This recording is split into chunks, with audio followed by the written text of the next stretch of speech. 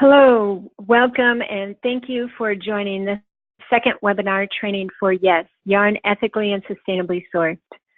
The YESS Standard Explained. I am your host and founder of Responsible Sourcing Network, Patricia Jurowitz, and I have with me today RSN's consultant, Liz Muller, who is an expert on due diligence and lead author of the YESS Standard. Please note that the presentation portion of this webinar will be recorded and stored on YESS's website, along with webinar number 1.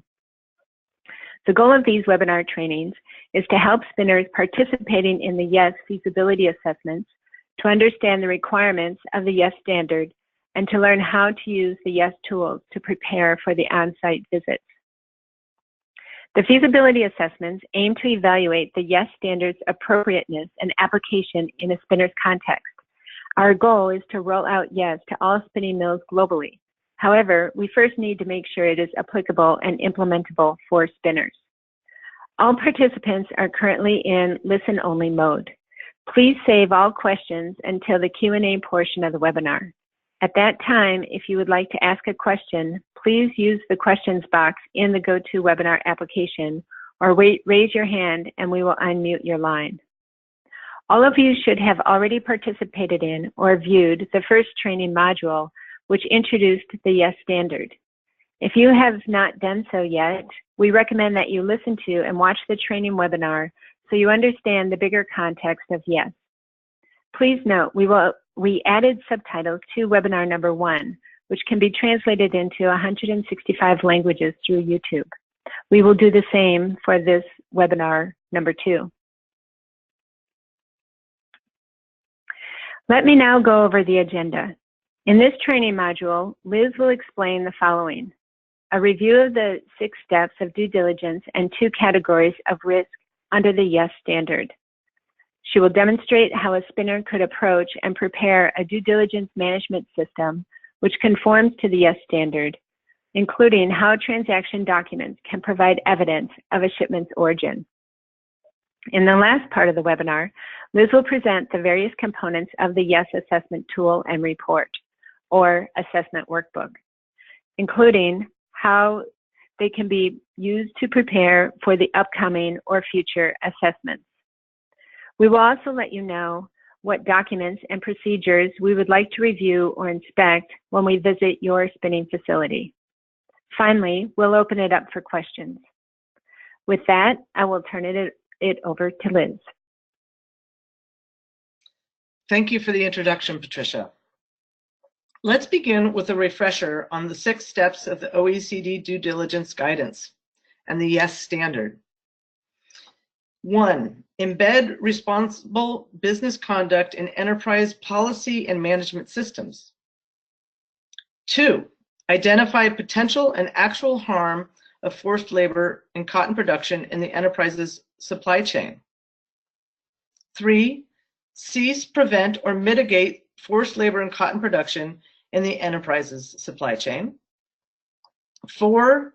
Track, which is the YESS assessment. 5. Communicate. And 6. Provide for or cooperate in remediation when appropriate. Now let's discuss the YESS due diligence approach. 4 of the 6 steps of the OECD's due diligence guidance can be framed as an inverted pyramid. The other 2 steps, track and collaborate, would come after these initial steps of due diligence. At the top of the inverted pyramid is gathering information on a spinner's suppliers and the cotton lint it purchases through Know Your Counterparty, or KYC, and procurement processes. The KYC process should at a minimum include criteria to establish the identity of the counterparty, ensure the counterparty's legality, and outline the type of business relationship between the spinner and the counterparty. Every spinner requires this level of due diligence. Excuse me, every supplier requires this level of due diligence. The next level is identifying red flags, which are circumstances or information related to individual transactions, including cotton origins, that point to potential risk of forced labor in cotton production. An example of a red flag might be if the origin is in the high-risk country or inadequate transaction documentation is provided. For many, there may be no red flags at all, in which case the spinner can stop here.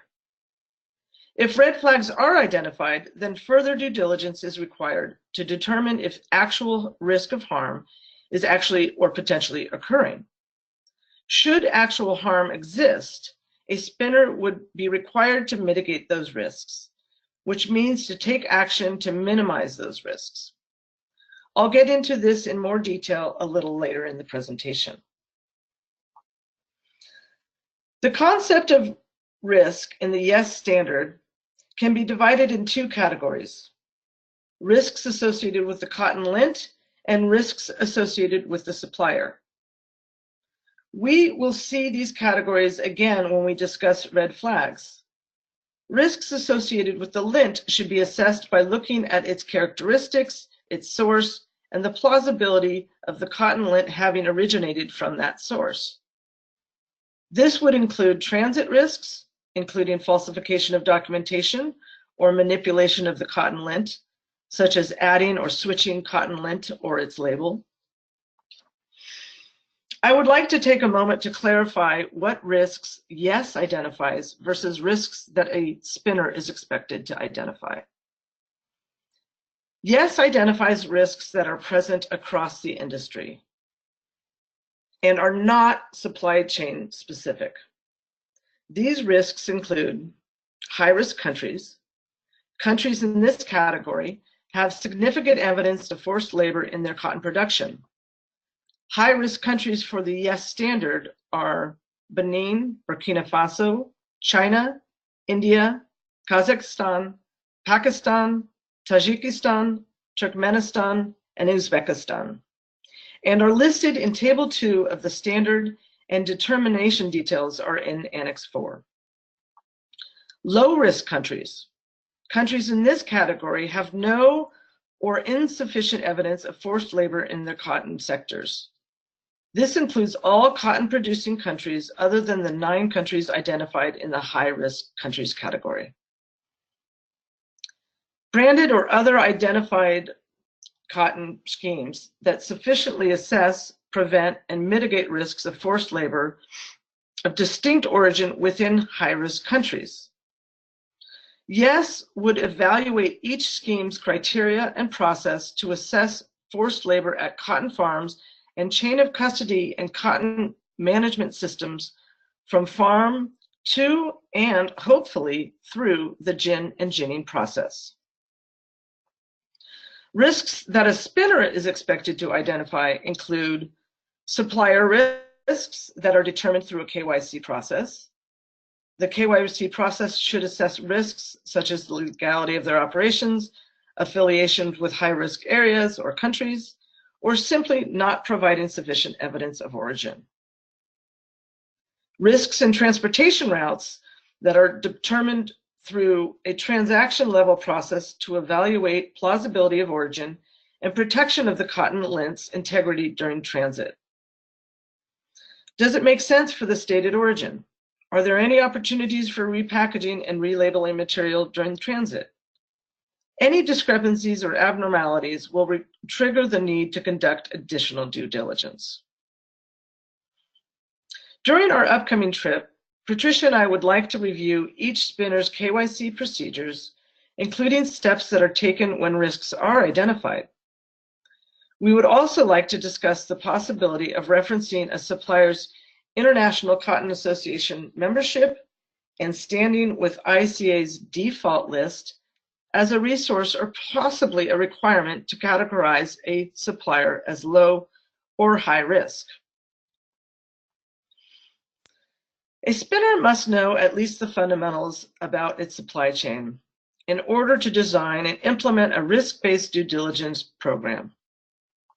Again, a due diligence program should include these 2 important components: knowing your counterparty and your cotton lint types and origins.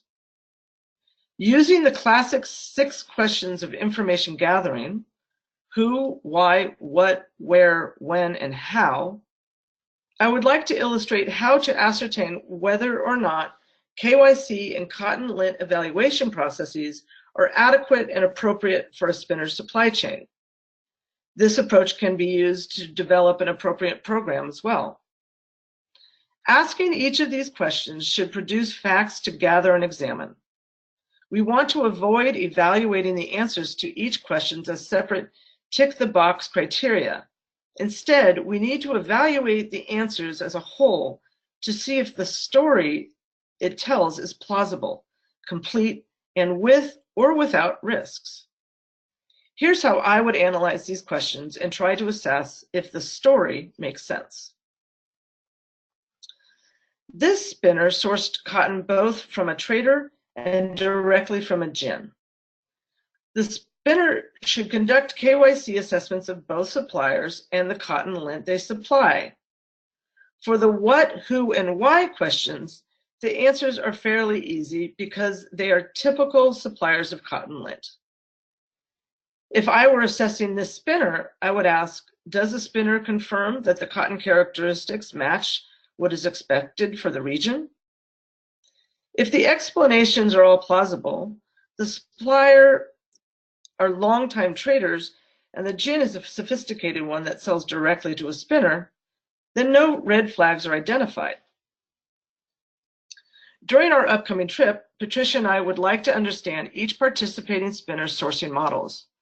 We would also like to know if and how a spinner might use cotton characteristics to validate the cotton origin.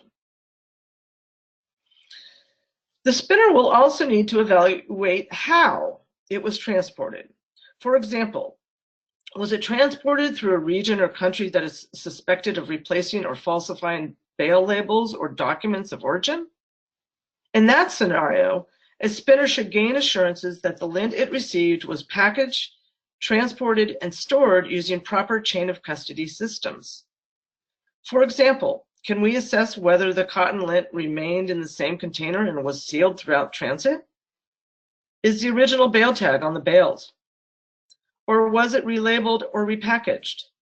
The latter would warrant further investigation because the potential risk would be greater that the cotton lint from a high-risk area or country could have been relabeled or added. Patricia and I would like to review each spinner's processes to ensure the integrity of the bales it receives when we come to visit you. Due diligence of the cotton lint should include identifying its origin and may only require checking the documentation from bills of lading, purchase orders, packing lists, and any government documents to confirm that the what, quantity of lint, where, origin and transportation routes, and when, production date, transit duration, and delivery date, on all documents match one another and align with the stated origin. I refer to these as dates, weights, and gates. Matching information in these various documents as the cotton traveled through the supply chain should give confidence that it came from the stated origin. The documentation required to validate origins differs for low and high-risk countries. Cotton lint originating from low-risk countries would only need documents validating it came from that country. These might consist of a certificate of origin or export, bill of lading, and bale tag. Cotton lint originating from a high-risk country would require additional documents, both to add more assurance through additional data points and to show additional detail on the specific farm or gin the cotton lint came from, and evidence that the original farm did not involve forced labor. This next slide is an example of a bill of lading that is commonly used for imports. I like having bills of lading as part of my evidence because they include all the dates, gates, and weights, which, by the way, should align with dates, gates, and weights in contracts and other key documents, and are a standardized form and is completed by an independent third party. For high-risk origins, the transportation documents from the farm to gin and gin to port will be necessary. One exception to this requirement would be if the lint was sourced and transported under an approved YESS chain of custody system or scheme. During the feasibility assessment, we would like to review a selection of transaction documents from each of your suppliers in each country or region from which you source. Documentation might include purchase orders, bills of lading, import and export documents, packing lists, or other official or third-party documents that a spinner receives and retains in the normal course of business. With respect to high-risk origins, we know that imported cotton does not usually contain detail back to the farm, but we would like to assess the feasibility of a spinner being able to achieve this in the future, possibly with the support of their supplier, a merchant with a presence in a high-risk country, for example.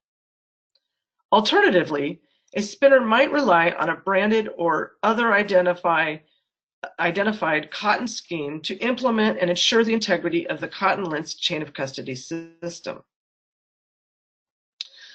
Let's look at the cotton lint itself. As I mentioned in the last training, when sourcing better cotton, a spinner will need to know if it is actual, physical better cotton or substituted better cotton, which can be conventional cotton.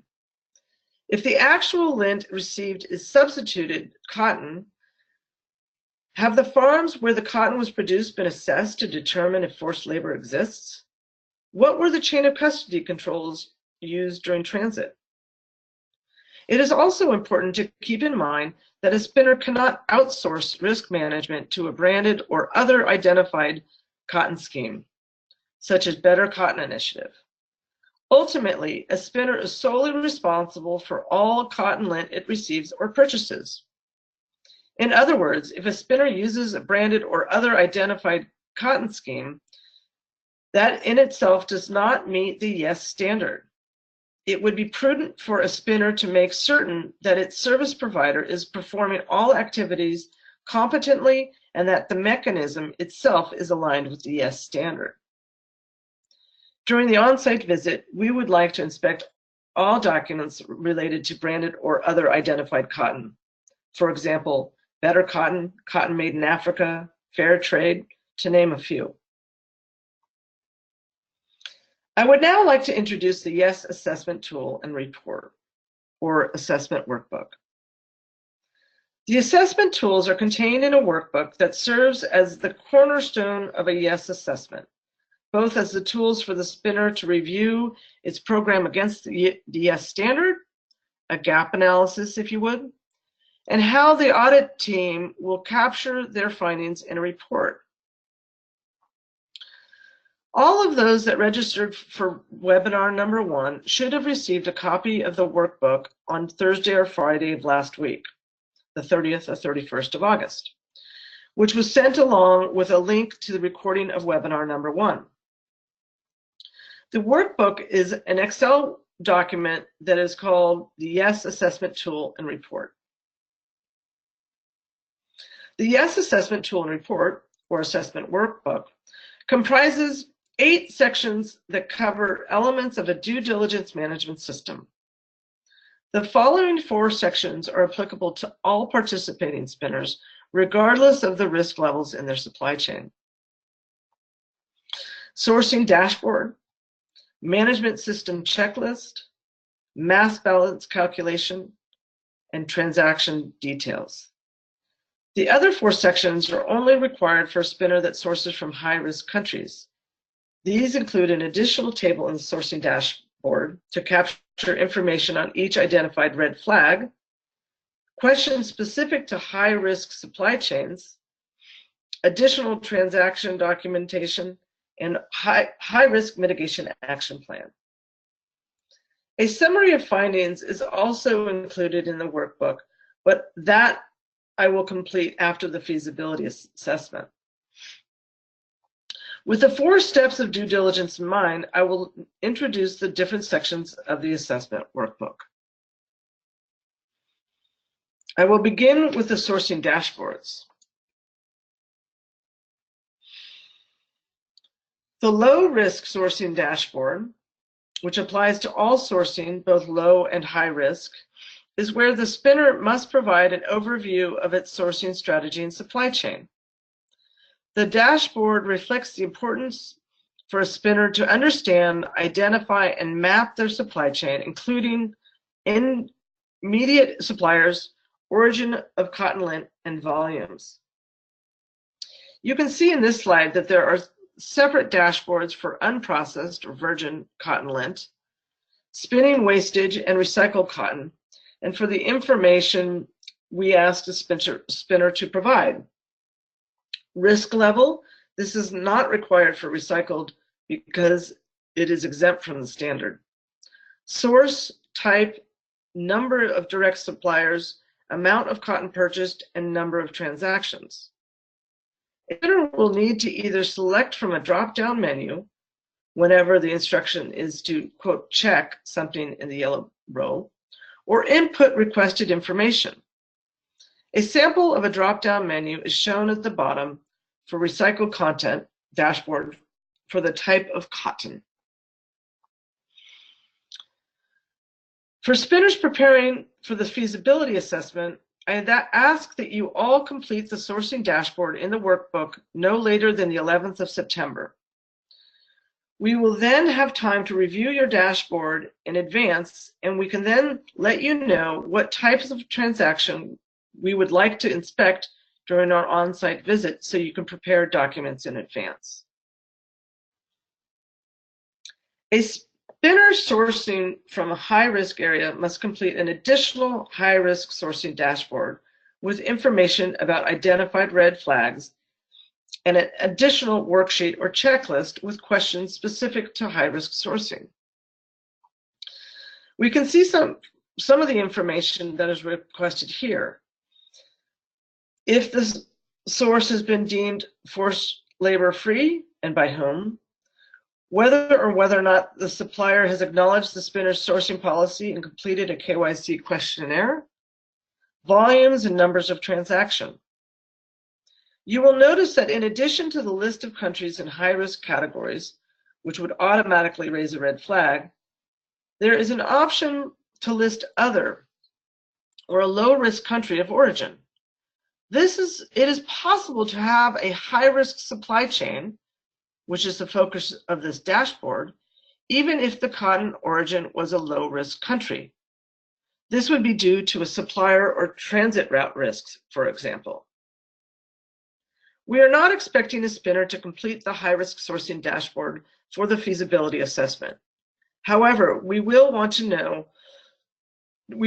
review the feasibility of obtaining the requested information during our on-site visit. Before I introduce the management system checklist and supplemental high-risk questions, I would like to frame these two sections of the assessment workbook in terms of the inverted pyramid illustration of the first 4 steps of due diligence I presented earlier. Every spinner must conduct its first 2 steps: supplier and material or cotton lint due diligence and identifying red flags, regardless of whether or not they have low or high risk sourcing models or supply chains. These questions will be in the management system checklist within the assessment workbook.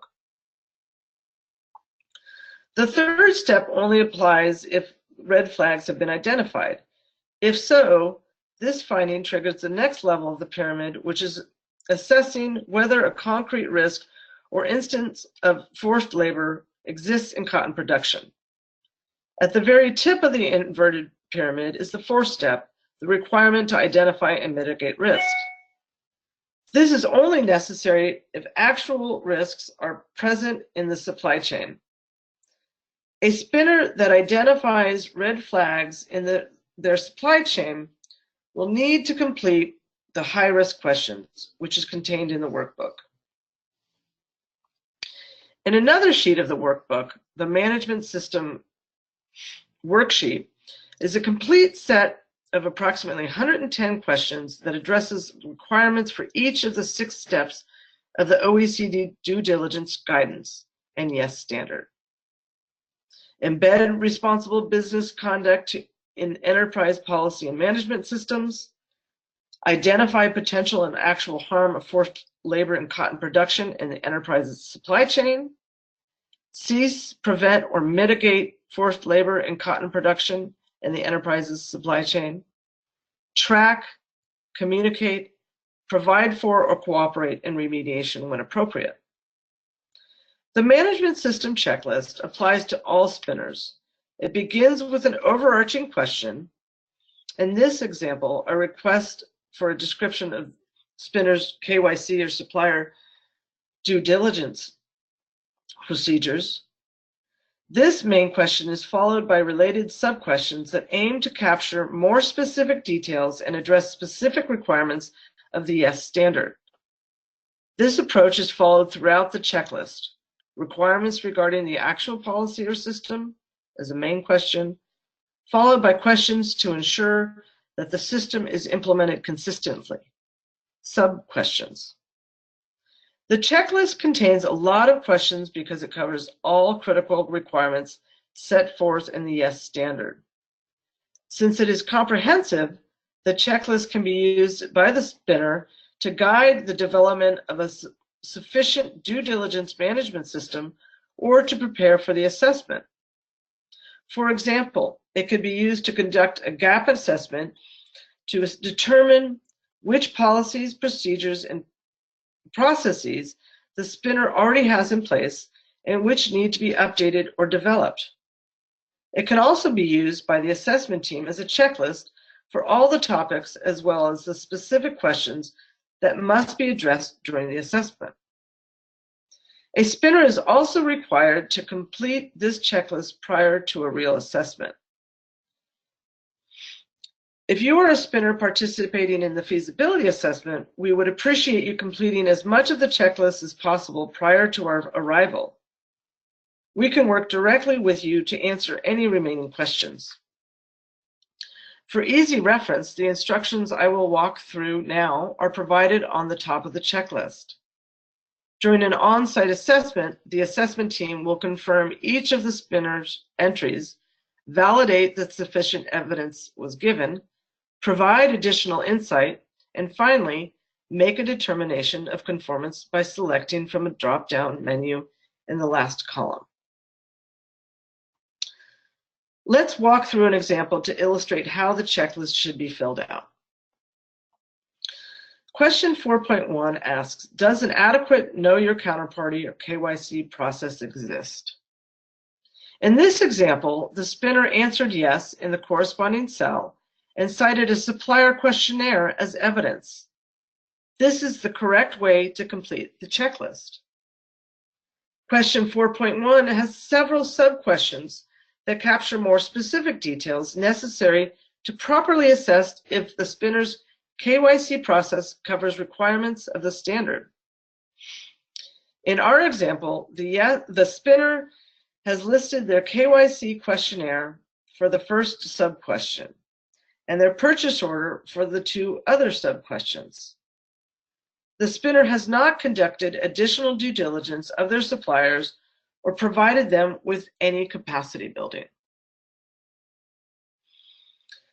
When on site, the assessment team would then provide their response, including any helpful detail or insight into how it has reached the final determination based on the review of the documents and the explanation provided by the spinner. Keep in mind that the explanation may not be limited to what was written in the management system checklist and may include more detailed and complete explanation provided in person. In this example, the auditor correctly indicated a non-conformance for the lack of a formal requirement that their suppliers conduct due diligence of their own suppliers. We also see that the assessment team felt the requirement to conduct due diligence of suppliers was not necessary because all suppliers are in low-risk countries. This conclusion would also weigh the effectiveness of the KYC process overall. I would like to point out that throughout the management system checklist, the spinner is asked to describe specific aspects of their program. This allows for the fact that each program will be custom designed and implemented in a way that makes sense for the individual spinner. For a spinner participating in the feasibility assessment, we would appreciate it if you could review and complete any of the management system checklist you feel comfortable doing prior to the on-site visits. Otherwise, we will walk everyone through the checklist during our visit.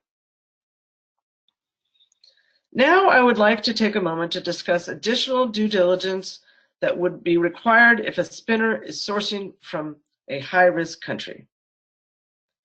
The intention of the high-risk sourcing questions in the high-risk worksheet within the YESS assessment workbook is to help evaluate a spinner's efforts to identify and assess risk in the supply chain and design and implement a strategy to respond to the identified risks. They are organized in the following sections. Risk assessment. These questions cover conditions in the supply chain map, KYCs of suppliers, current high-risk country information, and upstream risk assessment and processes. Risk mitigation. This section addresses what processes the spinner has in place and what evidence it can provide that prove it has adequate systems to report findings, develop risk mitigation plans, evaluate influence on supply chain actors, engage stakeholders, and continuously improve its system. I should note that we do not expect a spinner participating in the feasibility assessment to have any risk mitigation procedures in place, but we would value your input for consideration when we establish an ongoing YESS program. Branded or other identified cotton schemes. These questions are specific to how a spinner conducts due diligence of cotton lint that has been managed through branded or other identified cotton schemes, including if the spinner understands, reviews, and assesses information provided by that scheme, and whether the spinner has established processes to address discrepancies and to mitigate risks. For example, does the spinner segregate and secure cotton lint associated with discrepancies or identified risks until the concerns have been resolved? The high-risk question sheet within the assessment workbook has questions specific to high-risk countries, high-risk supply chains, or red flags in the supply chain in a manner similar to the low-risk example I presented. I won't go through this in detail, but I do want to point out that when evaluating the high-risk sourcing elements of the due diligence management system, it is equally important to have evidence that appropriate processes exist and are consistently implemented. I would now like to introduce the mass balance worksheet. Let's recall from the first webinar, under YESS, a spinner must demonstrate how its material management system works, and it must show that all material received, processed, and sold during the assessment period has been reconciled and accounted for. Basically, a spinner must demonstrate that the total inputs, receipts, and raw material, product, and work in process that was present on day one of the assessment period, minus outputs, sales, and inventory on the last day of the assessment period, can be reconciled or matches each other. This is referred to as a mass balance calculation. There will likely be a small percentage of production loss that should be allowed. If the loss is less than 5%, that is within the realm of expectation for process losses, at least for cotton lint. Our initial research indicates that most spinners enter key information, for example, weight, date, origin, supplier, for the cotton received in the material control systems as soon as it is accepted in the inventory. Sometimes this is not done at the time of physical receipt due to analysis and negotiations.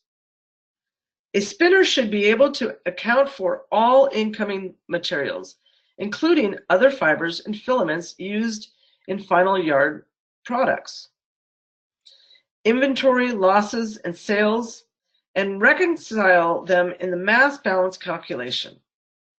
Discrepancies that arise from the mass balance calculation, such as a negative margin of error, indicating more material was received than can be accounted for, will be reviewed and investigated.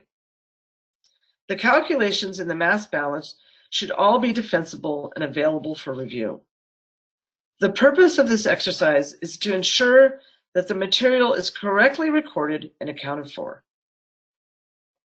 The mass balance calculation in the workbook can be used to demonstrate mass balance. However, a spinner will need to show us how these numbers are generated from their material control systems. In this example, the spinner has blended 2 other fibers or filaments and received 11 metric tons of cotton lint during the assessment period. As an assessor, I would want to see how this quantity is generated from the spinner's material management or inventory system. The output portion of the mass balance will be completed just as the input section was. This will trigger an automatic calculation of the margin of error that should be less than 5%, at least for cotton lint. We can see in this example that the margin of error or production loss is within the expected 5%. During the feasibility assessment, we would like to consider how best to incorporate any losses associated with the other blended fibers or filaments. The spinning mill should retain and produce enough information provided to them by the supplier for their individual transactions to demonstrate sufficient evidence confirming the plausibility of origin. As an example, these documents can include descriptions of cotton lint, country of origin certificates, import country government documents, bills of lading, invoices, and packing lists. The YESS standard requires that these records be identified, legible, and maintained and retrievable at any time of the assessment and for a period of 5 years. During the on-site visit, Patricia and I would like to inspect documentation for selection of transactions.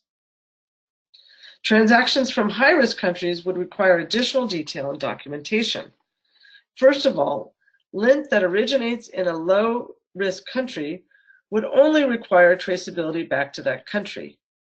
Lint originating from high-risk country would require traceability back to the GIN or community and including corresponding assessments that the origin was forced labor-free, as well as proof of chain of custody and segregation from other sources of lint. Since this is a lot more work, YESS will try to identify qualifying branded or other identified cotton schemes from which spinners could source, lessening, but not eliminating, the level of due diligence spinners would need to perform. A list of documents that can serve as transaction-level evidence is listed in Annex 1 and Annex 2 of the YESS standard. There are 2 separate worksheets to capture transaction-level detail. One for low-risk transactions and one for high-risk transactions. The same basic information is captured in both worksheets as shown on the top table in this slide, and required for all transactions. This includes the type of cotton, country of origin, weight, date received, identification number, and transportation and transaction documents to validate the stated information. The second table is the additional details that are required for high-risk transactions. For example, transportation and government documents or evidence that the cotton was subject to an approved scheme's chain of custody, back to the farm or gin.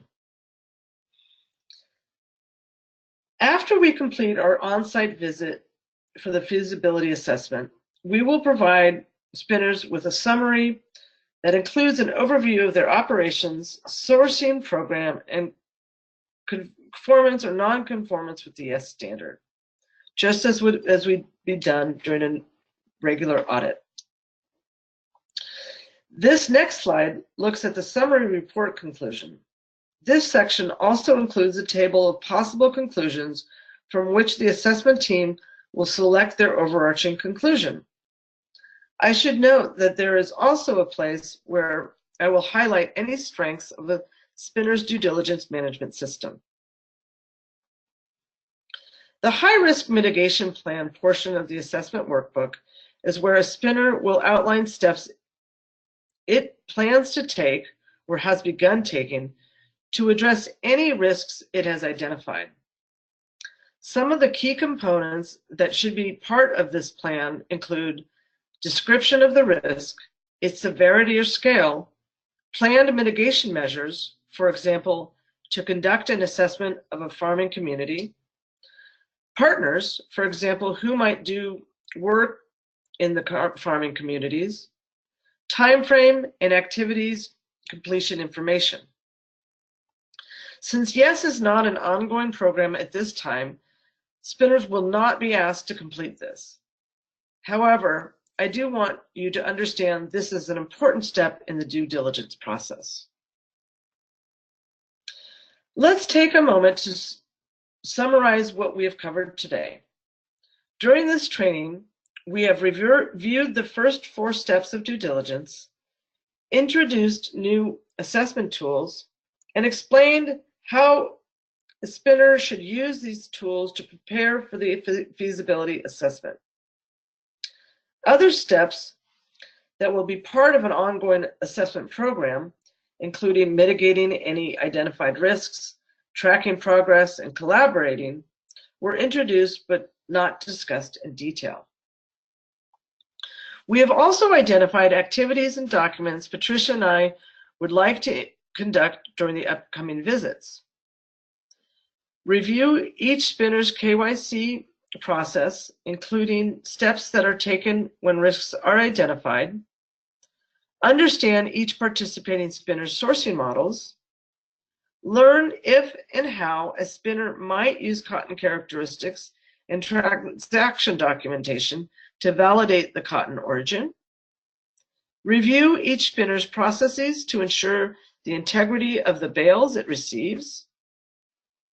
Inspect documentation for a selection of transactions based on the supplier dashboard we hope you will complete by September 11th.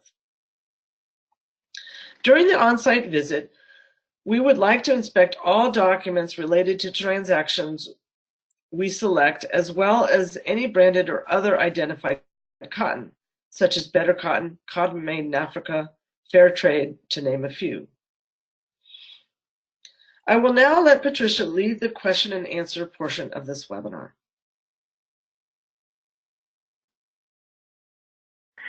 Thank you, Liz, for all of that detail in reviewing the YESS assessment tools, expectations for spinners regarding their own due diligence processes, and laying out the various documents and procedures we will be reviewing during the feasibility assessments. That brings us to the end of today's presentation portion of the training webinar. Thank you for your time and attention. We will now stop the recording and open the line for questions and answers.